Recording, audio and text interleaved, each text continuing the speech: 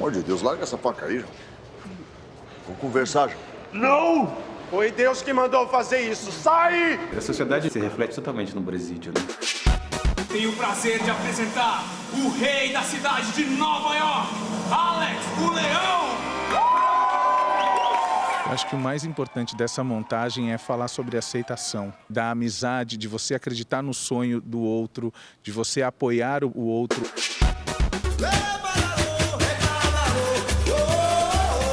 Isso é uma documentação histórica sobre o processo de trabalho da Beija-Flor, que ela está sendo desmembrada como pesquisa sobre a origem de João 30. Quem foi o autor? Ele é um extraterrestre. Ele vai além do momento. Good morning. I'm bringing you some sad and upsetting news. And while I don't know the details of the allegations, she's throwing me under the bus. Mitch Kessler, my co-host and partner of 15 years, was fired today. You!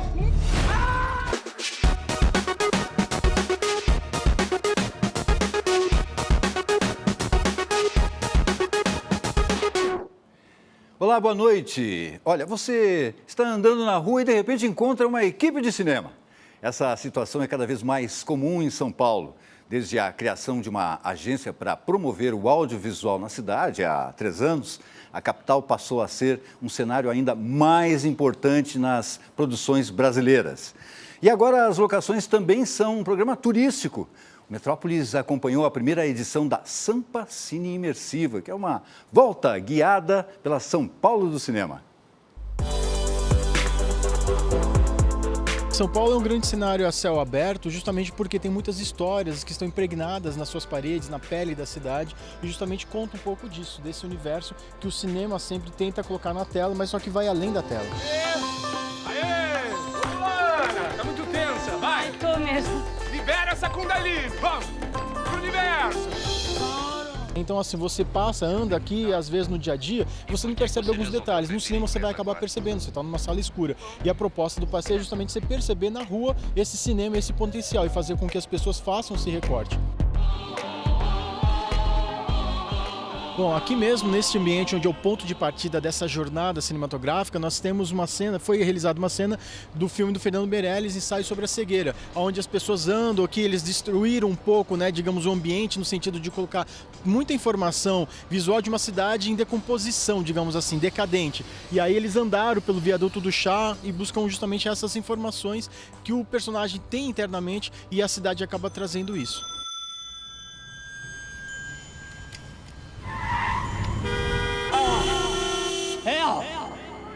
Aqui a Praça da República é uma das regiões bastante fortes, né? Onde foram gravados filmes da Boca do Lixo também. Não é bem a Boca do Lixo aqui, que é mais na estação na região da Luz, mas o que é interessante é que filmes como Bandido da Luz Vermelha tem muito dessa ambientação. Então, Oswaldo Candeias habitou muito todo esse universo.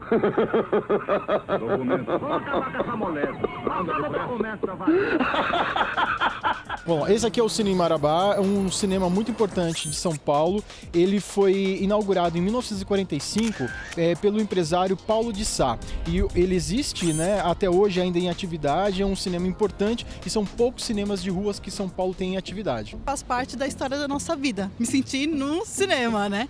Nós nos conhecemos no Viaduto do Chá há 5 anos e foi em novembro, né? E esse mês nós estamos aqui de volta, olhando de uma outra perspectiva, agora com um olhar técnico, com uma equipe, passando as informações de como é utilizado esse cenário para escrever histórias que nós assistimos.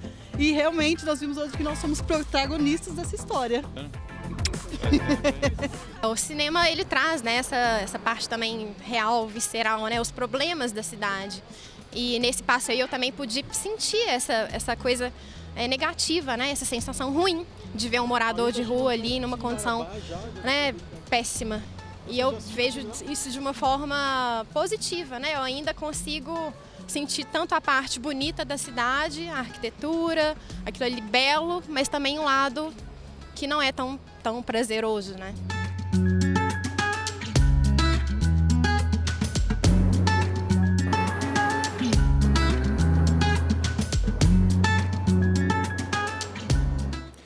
E as conversas do médico Drauzio Varela com funcionários que trabalhavam em presídios viraram uma grande pesquisa que acabou virando um livro que virou um documentário, que virou uma série, que agora estreia na telona como um longa-metragem. Carcereiros chega amanhã aos cinemas. Você já se perguntou por que você volta para esse trabalho, sendo que você pode correr o risco de não voltar para sua família? Carcereiros retrata um pouco dessa linha tênue, né, entre Estado e crime organizado, né? Mas acho que o que te interessa aí é esse olhar, esse universo através do agente penitenciário. O que me interessa, o que sempre me interessou muito esse personagem, assim, o indivíduo que tem que lidar com essas massas que se movem, que polarizam, e como é que ele lida com esse indivíduo comum, que tem que ser neutro, porque se ele não for neutro, ele não, né, tá fora da função dele. É quase um juiz, de certa forma. Como é que ele lida com esse cotidiano, né? Quando o Drauzio escreveu o livro, o que é o livro, se não o resultado das reuniões que ele tinha, papo de boteco, porque ele se reunia periodicamente com esses carcereiros, porque eles eram amigos. Só que ele foi compilando essas histórias de vários carcereiros do país inteiro. Isso se traduziu num documentário. Esse documentário deu origem à série. Só que a série não dava para ser, ou dava, mas eles decidiram que não, para ser contada por vários carcereiros. Então acharam melhor escolher um que vivesse todas essas histórias. A gente tem que garantir que o preso continue preso, não morto. É um filme de uma complexidade de produção também, né? Um elenco enorme, muitos profissionais envolvidos. Ao todo, na série foram 400 atores, né? Você imagina, e todo dia eram sempre 150 figurantes, era sempre uma loucura. Na verdade, é um filme complexo, fazer ação no Brasil é complexo, é um gênero que a gente faz pouco. E uma equipe que está há 2 anos filmando junto, né? A série proporcionou isso. Então esse entrosamento ajudou bastante a acontecer esse processo, que era realmente uma mecânica muito complexa. O cinema de ação é muito complexo, né? Muito complexo, é um balé bem dirigido. Qualquer falha não sai bem, né? Qualquer falha, um soco mal dado, ele acerta a pessoa de verdade, ou ele passa muito longe, não tem como acertar. É muito complexo. O cinema de ação é o mais perigoso que tem, né? Porque para escorregar pro ridículo é um passo. Um passo. Mas Carcereiros não escorregou. Nossa luta não é contra carne nem sangue. É contra os príncipes das trevas desse século. É um filme de ação, mas que faz a gente refletir através do sistema carcerário, né? O presídio, em geral, sempre, no geral não, sempre é um espelho da sociedade. E quando eu vi esse roteiro, eu falei assim, eu vou fazer eu vou contrabandear uma certa reflexão. Eu não quero afirmar nada, mas eu quero que as pessoas pelo menos pensem um pouco sobre isso, sobre essa confusão que está hoje no país, assim. Virginia, acontece alguma coisa com você. Eu já não tenho mãe. Vira e mexe tem rebelião, briga. Não vai acontecer nada. Você não pode prometer isso, pai. É saber que eu estou fazendo essa série, e esse filme, que é dramaturgia no sentido de entretenimento, mas também tem um cunho social, também é didático de certa maneira, me deixa muito feliz.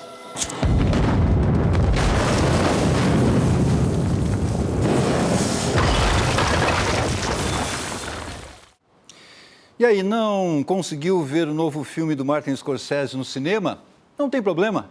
A partir de hoje, o Irlandês está disponível na plataforma Netflix, que, aliás, foi quem produziu o filme.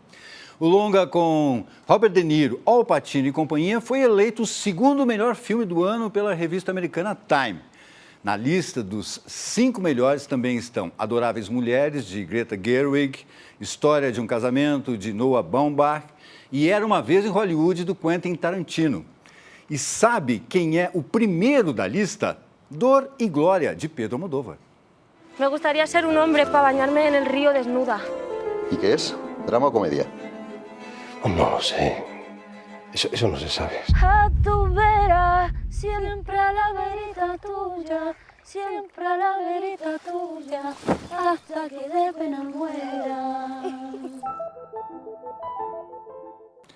E atenção, última semana para ver o musical Madagascar aqui em São Paulo. É uma produção inspirada no filme de animação que fez muito sucesso em 2005. Qual é a história? Um grupo de animais do zoológico de Nova York prepara um plano de fuga, mas as coisas não funcionam muito bem e eles acabam parando na ilha de Madagascar. Tenho o prazer de apresentar o rei da cidade de Nova York, Alex, o Leão! Eu acho que o mais importante dessa montagem é falar sobre aceitação, da amizade, de você acreditar no sonho do outro, de você apoiar o outro. I wished I could go to the wild. Toda a confusão de Madagascar começa por causa do sonho da zebra Marte. Eles fogem do zoológico de Nova York e acabam parando na África.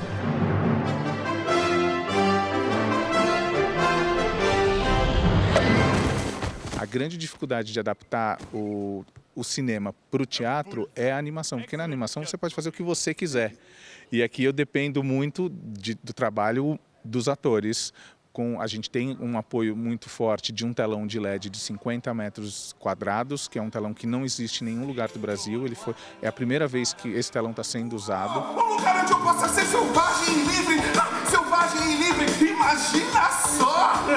Quando eu faço um figurino, obviamente, eu posso te dar um corpo, né? Claro. Quando eu coloco uma capa na Marisa Hort para descer uma escadaria no Sunset Boulevard, eu dou um corpo, dou um gesto para ela, dou um braço. Sim. A atriz pode até não usar. Nesse caso, eu dou uma coxa para o leão. Eu dou um peitoral para a zebra. O ator já se modifica com aquele ombro, com aquele peito.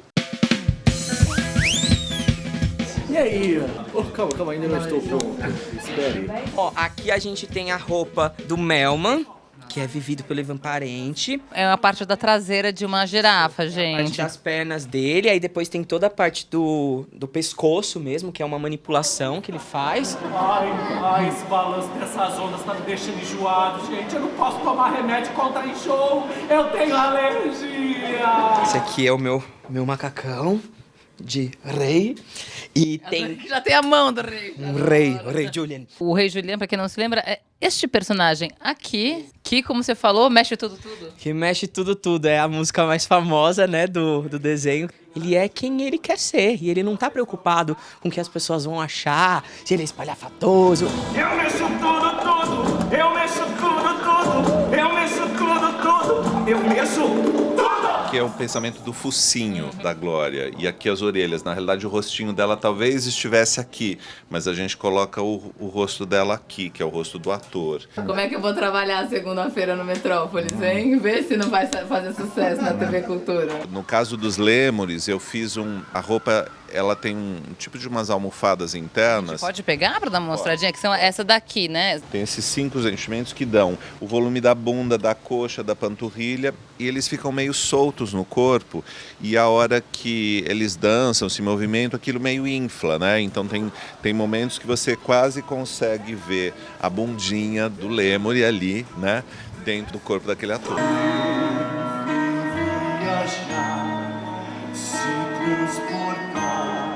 Eu vi que se tratava de uma história, de uma fábula que tratava de amizade, de amor e principalmente da liberdade. É um momento que a gente precisa, né? Atualmente eu acho que tem tudo a ver da gente poder ter a liberdade, da gente ter o respeito pelo próximo. Madagascar não é só um desenho, ele fala sobre temas muito importantes, tanto para a criança como também para o adulto. Olá, TV Cultura! Vem pra cá assistir Madagascar. Vem assistir Madagascar. Bom, a atriz Jennifer Aniston declarou que a Marvel está acabando com a indústria do cinema e que a saturação dos filmes de super-heróis é um dos motivos que a fez voltar a fazer séries. Bom, sorte dos fãs que agora podem ver a atriz em The Morning Show, a primeira produção original da Apple TV+. Quantas plataformas de streaming será que a gente consegue assinar? Aqui no Brasil já tem Netflix, Amazon Prime Video, Globoplay, HBO Go, ano que vem vai chegar Disney Plus e já chegou a Apple TV Plus, a plataforma que é ligada, claro, à Apple, esse gigante da computação. Será que vale a pena? A assinatura mensal é baratinha, os primeiros 7 dias são grátis, mas o conteúdo, por enquanto, é muito pequeno. São só umas 10 séries, todas originais. Só que tem uma muito interessante, que é The Morning Show. Mitch Kessler, my co-host and partner of 15 years, was fired today. The Morning Show é uma produção de duas atrizes famosas, a Jennifer Aniston e a Reese Witherspoon. As duas se conheceram há muitos anos na série Friends. Completando o elenco, a gente tem o Steve Carell, que fez muitos anos de The Office, outra série de muito sucesso. My life just ended for no good reason. O projeto do Morning Show foi o primeiro que a Apple comprou há mais de 2 anos. E os roteiristas já estavam no meio dos roteiros quando aconteceu uma coisa inesperada. Estourou o movimento Me Too, com várias atrizes e outras mulheres de Hollywood acusando atores, produtores, diretores de estupro, assédio sexual, abuso. Os roteiristas então resolveram incorporar esse assunto tão quente na série. E o resultado é que hoje, no Morning Show, a trama principal é um caso de assédio sexual. Logo no primeiro episódio, o âncora Mitch Kessler, que é o papel do Steve Carell, ele é demitido do telejornal porque uma ex-funcionária acusou ele de ter abusado dela sexualmente. O cara não entende nada, porque ele acha que ele sempre fazia sexo consensual com as mulheres. Ele não se dava conta de que ele estava abusando do poder dele e que as mulheres só transavam com ele por medo de perder o emprego. Bom, no lugar dele entra uma jornalista de uma pequena afiliada do interior, que é a Bradley Jackson, papel da Reese Witherspoon. Ela só está lá porque ela viralizou na internet com um vídeo e ela vai fazer par com a Alex Levy, que é o papel da Jennifer Aniston. The part you guys never seem to realize is that you don't have the power anymore. And frankly, I've let you bozos handle this long enough. We are doing this my way. O legal do Morning Show é que o programa não é maniqueísta, não tem vilão, não tem mocinho. E o programa até discute se o movimento Me Too não está exagerando, está destruindo carreiras, famílias, com acusações que às vezes nem são tão graves assim. Mas ninguém precisa ficar assustado não, o programa é feminista. The Morning Show é uma série escrita, produzida, dirigida e estrelada por mulheres. Então o programa também fala, sim, de empoderamento feminino. Meu veredito, vale a pena, sim, assinar Apple TV Plus por causa do The Morning Show.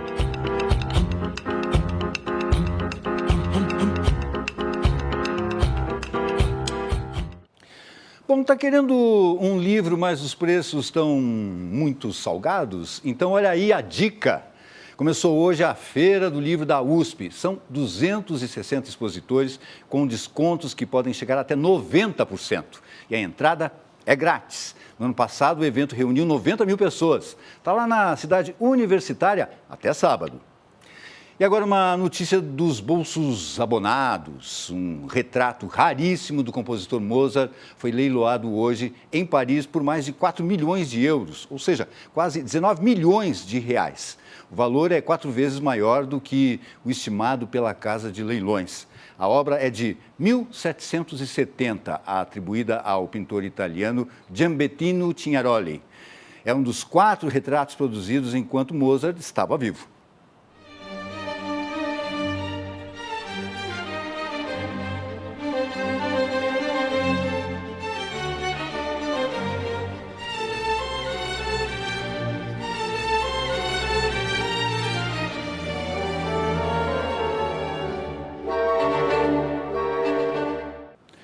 E o governo Jair Bolsonaro tem nova secretária do audiovisual. É Catiane de Fátima Gouveia. Ela substitui Ricardo Rian, que ficou apenas 4 meses no cargo. Catiane não tem qualquer experiência na área. Foi candidata a deputada federal no ano passado pelo PSD do Paraná e teve apenas 960 votos. E em 1989, o carnavalesco Joãozinho 30 desafiou a igreja abrindo o desfile da Beija-Flor com um Cristo Redentor mendigo. Foi uma apresentação emblemática dos pobres e esfarrapados. A escola ficou em segundo lugar, mas até hoje, Ratos e Urubus Larguem Minha Fantasia é lembrado.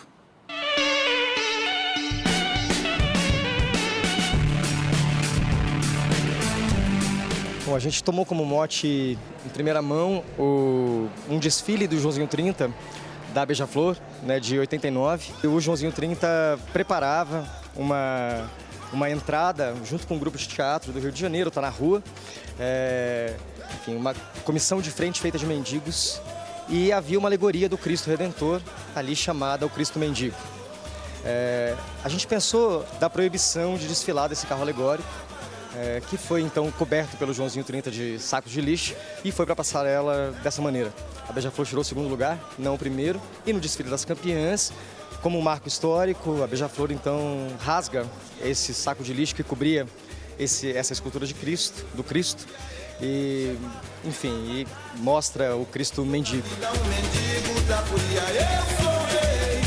A primeira ideia era trazer esse caos de 89, faz 30 anos que essa escola desfilou, como mote para propor para uma série de artistas, então repensarem de que maneira a cultura brasileira se forma em meio à marginalidade que a gente reconhece em toda a formação cultural do país, desde a modernidade até a situação contemporânea. A gente convidou o Nuno para participar da exposição, sobretudo pela capacidade que ele tem de mexer com alegoria, né? Acho que o trabalho do Nuno sempre foi muito alegórico, assim como o do Joãozinho 30, que é o mote dessa exposição, né?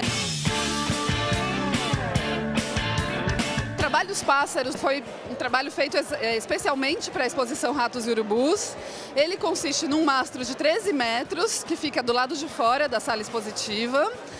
Esse mastro tem uma gávea que leva oferendas para os pássaros. Essas oferendas vão para lá e voltam, ficam numa vitrine aqui. E tem umas câmeras em cima dessas gáveas que a gente pode ver em tempo real os pássaros interagindo com essas oferendas lá em cima. Eu desenvolvi não para apenas os urubus, mas para aves em geral. A gente vai colocando carne, livro, palavras, filmes, uma coleta de coisas que a gente está pondo para os bichos um pouco... darem uma livrada ou uma abençoada e vamos nessa. Tem algumas fotos desde o Getúlio Vargas, né, que está indo embora, né? O Brasil está expulsando, digamos assim, as conquistas getulistas. Enfim, num lugar como São Paulo, onde a natureza é tão reduzida, um chamado para ver o que acontece, como se as aves pudessem interferir naquilo que a gente está vivendo. Isso é uma documentação histórica sobre o processo de trabalho da Beija-Flor, que são 1.600 fotografias, quase 2.000 fotografias, que ela está sendo desmembrada como pesquisa sobre a origem de João 30. Quem foi o autor? Quem é esse cara? O que João veio fazer no carnaval? Qual é a função dele? Ele é um extraterrestre. Ele vai além do momento. Ele é o presente e o futuro.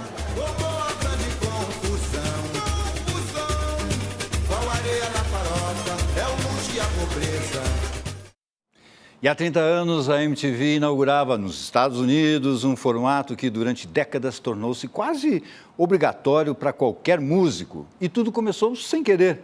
Depois de uma apresentação desplugada do Bon Jovi no prêmio MTV Music Awards, a direção da emissora percebeu que o formato acústico era uma mina de ouro. Bom, para encerrar o Metrópolis de hoje, nós vamos com uma das mais especiais, Eric Clapton.